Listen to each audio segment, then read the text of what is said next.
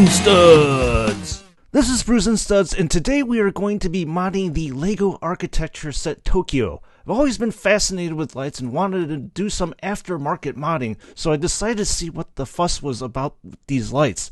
So I bought these lights at the largest online American retailer for around $39, which in my opinion is not very cheap. The instructions for the set was online and was fairly straightforward and took me about 30 to 45 minutes to put all the lights on. However, unfortunately, I'll have to let you know up front that I had some fitment issues with some of the lights, especially with the Pagoda as well as the Shibuya crossing, which we'll get to in a second. So with regards to adding the lights to the Pagoda, it's basically replacing the 1x1 studs with clear translucent 1x1 studs. I can understand why there are fitment issues because the creator had to basically, put the wiring in those translucent studs as well as put the lights in those translucent studs. So I found that when I was placing the translucent light studs on top of the green plates, it just would not fit right because, I think it was just there's just too much stuff or too much wiring there, and I had a tough time trying to get these things back into place, as you can see me fiddling around with those pieces. So that was unfortunately one of the most frustrating parts, which was in the beginning, which kind of, let me down and painted kind of a negative picture of how the rest of the modding would work. However, the Tokyo Tower wasn't that bad, putting the light bar at the bottom of the Tokyo Tower. And then with this particular piece, I actually had to finagle around with all the wires and try to get those piece right where it belongs, which is right there.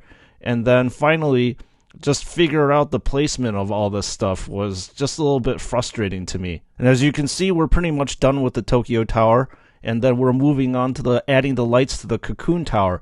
Adding the lights onto the COCOON Tower wasn't actually that much of a problem, as it was just a 1x2 Lego piece that goes in between a few pieces, as you can see right there. And it was straightforward. There was no fitment issues. You always have to do some wire tucking that's going on over there, but that was the issue with the whole entire set. You have to do a wire tucks. And now you see here the second strand of LED lights that come with the set, and you have to basically unravel everything as you see here. And part of the issue with the unraveling is, it can be very, finicky. Adding the lights to the park was actually not a problem. You just had to basically fit these 1x2 translucent blue pieces in. However, the biggest problem is adding lights to the Shibuya crossing.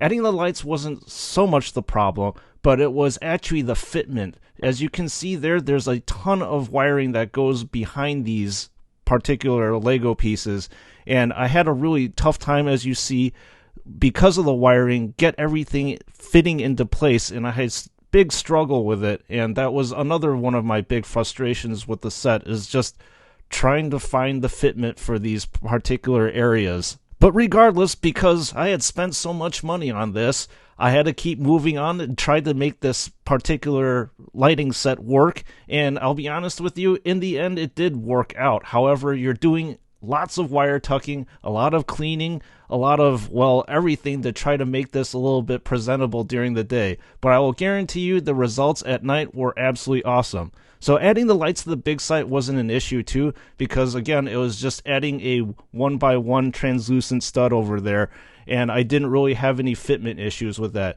Here you see me finagling with the wires again, and then finally we're moving on to adding lights to the Tokyo SKYTREE.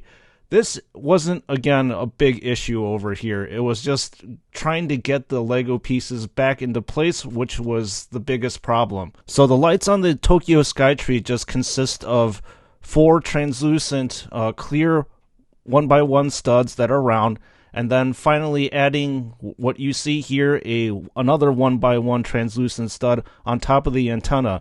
And this actually does a very, very good job of lighting the tower. I was actually pretty impressed with how it looked when I was done with it. You may ask, was this worth the money that was spent?